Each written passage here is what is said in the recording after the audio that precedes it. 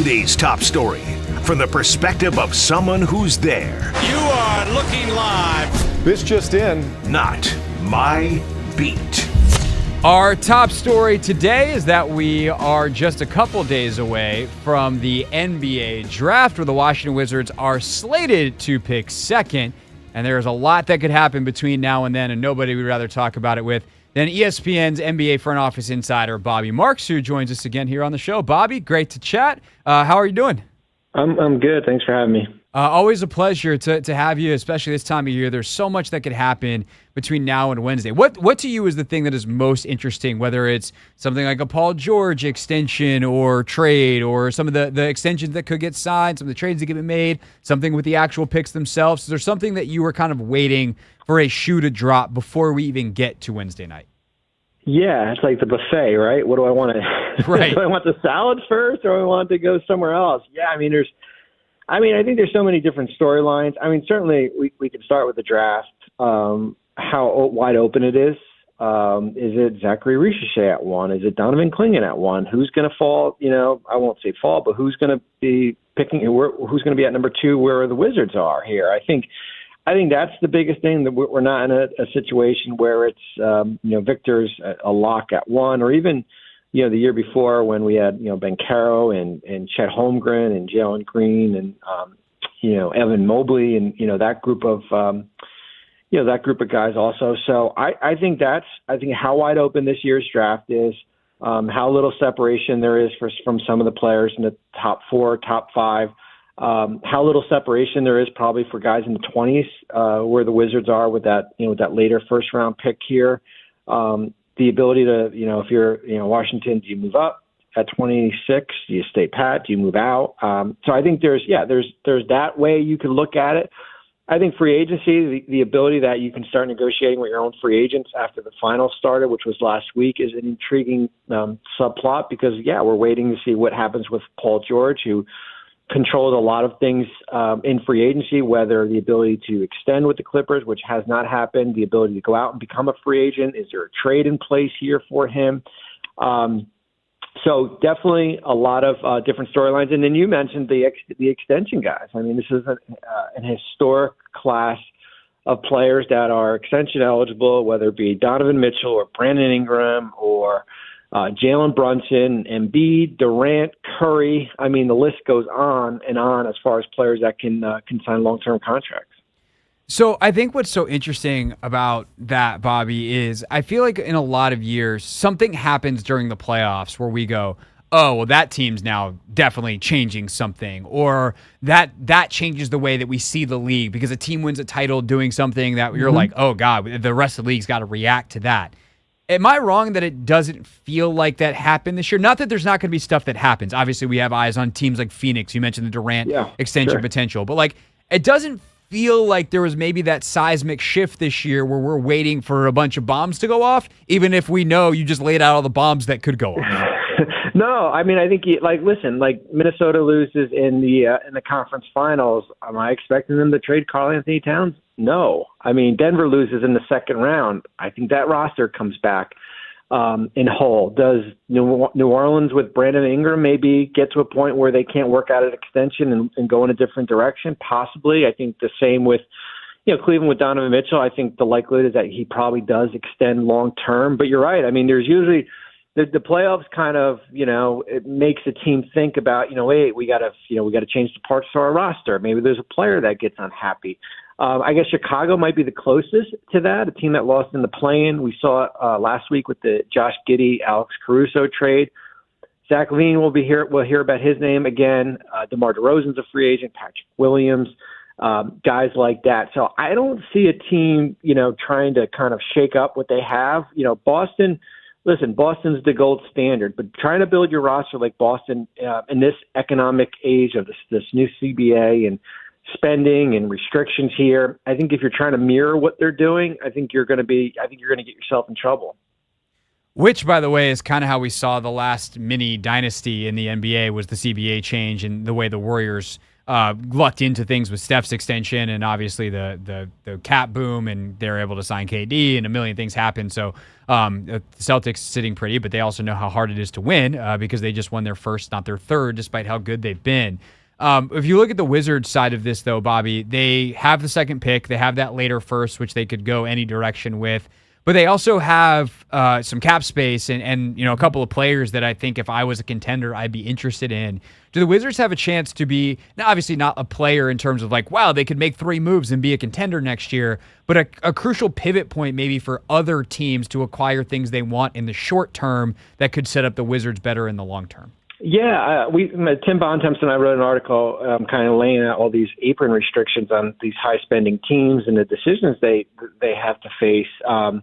And we put Washington in kind of laying in the weeds, like they're in a position where they've got a bunch of high trade exceptions. We'll see what happens with Tyus Jones, who's a free agent, but they're in a position salary-wise where if a team wants to, for example, trade a Mitchell Robinson and absorb it into salary, or maybe swap out a player, they can go about doing that here. So I think there's a couple different directions where you're looking. I think certainly the draft is important, where they're at 2 and 26, and then they got a pick in the early 50s.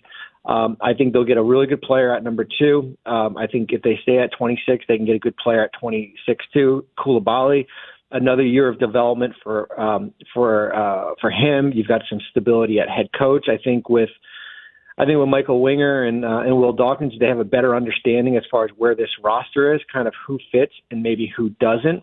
So there is a lot of flexibility where they can go in this off season here. Are they 1 or 2 moves away from competing for a play-in? Probably not. But I do think there's a kind of a foundation in place here that started last offseason with the draft.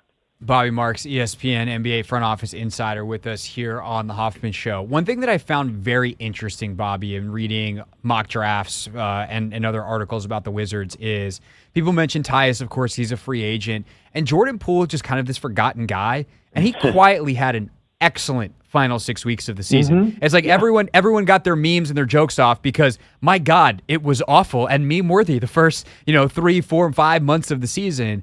But if you were in Will or Michael's shoes and you're in that front office and you're planning for 2024 and beyond, how does Jordan Poole fit into your plan, seeing how strongly he finished the year, especially once he got into the more familiar point guard role? Yeah, I mean, and that's the big decision. It came out when Tyus was out with the back injury, where Jordan played probably his best basketball of the season, as you mentioned, kind of in the last 6 weeks of the year. Now you have to figure out, is that sustainable? If the price tag to keep Tyus, it becomes too high, are you comfortable going in that direction for a full season? It's not just the last 6 months, of the season here. So I do think there was, we went from, basically probably one of the most toxic contracts in the NBA. And now, now you get a comfort level. When a player gets traded, we always think all of a sudden the player is going to play like he did in Golden State or even the year before when they won a championship. And when you have a coaching change, I think that, certainly changes the dynamics of things here. So that's an interesting decision because, I think Tyus Jones has a lot of value for the Wizards, I think from a veteran standpoint. But what's the cost to keep him? Is it $18 million? Is it $19 million? That's going to be the one thing to kind of follow. All right, Bobby, I'm going to name 3 guys. I'll go one at a time here that are currently Wizards. I want you to tell me your best understanding of what is their value across the league. Like, what could the Wizards get in return, and what kind of teams might be looking at them? The first guy is Kyle Kuzma. Yeah, I mean, listen, he's got value, kind of, what we saw last year with when P.J. Washington got traded at the deadline here. So are you looking to try to get 2? Can you get 2 ones for him? I mean, you're probably looking at kind of some type of pick trade here. I think his salary, his contract's manageable. It's declines. I think it's a little bit of a challenge with bonuses that are coming back here. So I do think at the minimum, I think he's got a first round grade to him. All right, so that's probably the biggest fish that people would expect, especially considering the age and the experience and everything. when you go down the roster, some of the younger guys, Deni Avdija, do you think he could be on the move, and what kind of return could the Wizards get for him? I think he's got a terrific contract. He signed the rookie extension. I think it's a matter of kind of, what happens with Kuzma. You've got Koulibaly as far as kind of, your big wing. But as I said, when you're, a guy making $12 to $13 million, which is going to be below the average player salary. I'm is still young. I'm probably more. He's got value, but I'm probably more hesitant moving off him. So I guess the answer would probably be similar on my final guy that I want to ask you about. But if I was a team like Golden State, I would be beating down the Wizards' door for Corey Kispert. Yeah, I wouldn't move him. Okay, so what's... I would move Corey. Talk to me about that. Heavily invested in trying to extend Corey Kispert. That's my direction there. When you have a guy that you drafted, I know it was under a different regime with Tommy Shepard and everything, and who had a career season. It was probably your most consistent player last year based on everything that happened. I would be more looking to extend him than try to move off him. Yeah, I would too. He's also like the rare Wizards draft pick of the last bunch of years under the old regime that you look at him and you're like, he's everything we want. Like the mental makeup, all the leadership, all of that stuff. He's a serious professional. I can't say enough good things. If they trade Corey Kispert, Bobby, my media day gets worse. He's been my best interview 2 years running, and that's really what I care about on this show. Last thing for you, Bobby, on the way out. Where do you think Paul George is by the end of the week? Is he still in L.A. or does something happen around the draft? That's a great question. I think, listen, if he becomes a free agent, that means declining that $49 million player option, and I think you're certainly looking at the Clippers or probably Philadelphia. I think that's kind of your two landing spots. If he opts into his contract, that opens up the playing field for a lot of teams, whether it be Golden State or New York, to potentially get into the mix to come in a trade. I think the Clippers have basically drawn a line in the sand, with the Leonard contract extension, 3 for $150. Paul George is in the fourth year of a contract, would be 37 years old. It's hard to pay a guy $62 million when he's 37 years old. But on the other end, you don't want to lose him. So I would probably lean a little more towards the Clippers. I do think they'll eventually work things out, but certainly I don't think you can discount, Philadelphia with all that money they've got to spend. It's a fun time of year, and it's more fun than it's ever been with some of these extensions being eligible to be signed now, which means Bobby Marks is busier than ever. Bobby, thank you so much for the time. Really appreciate it, and look forward to watching you and the team on ESPN all week long and Wednesday night with the draft. Appreciate it. Thank you. What's up, kiddos? It's your boy Clinton Yates from ESPN. It's the Hoffman Show on the Team 980. Tell your mama I said what's up.